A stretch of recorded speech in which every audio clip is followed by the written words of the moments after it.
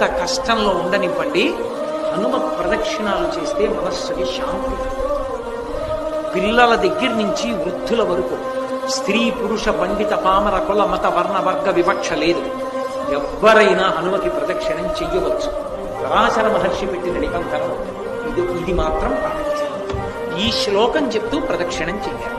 రెండవది, ఎక్కువ ప్రదక్షిణాలు చెయ్యాలని ఏదైనా కామితంతో కానీ ఏదైనా కామ్యంతో కానీ చేస్తే అప్పుడు మాత్రం చేతిలో పసుపు బొమ్మలు కానీ వక్కలు కానీ పట్టుకుని పళ్ళెం పెట్టి అందులో వెయ్యాలి ప్రదక్షిణ. తప్ప వేళ్లతో లెక్క పెట్టడం, కాగితం మీద పెన్నుతో రాసి గీతలు కొట్టడం, పుల్లలతో ఉచ్చడం, అటువంటి ప్రదక్షిణాలు చెయ్యాలి. అది దోషభూయిష్టం. కాబట్టి అలా ప్రదక్షిణం చేస్తే హనుమ పరమ ప్రసన్నులవుతాడు. హనుమ ప్రసన్నులవడానికి ఏకైక మార్గము హనుమత్ ప్రదక్షిణమే అని పరాశర సంహిత యొక్క తీర్పు.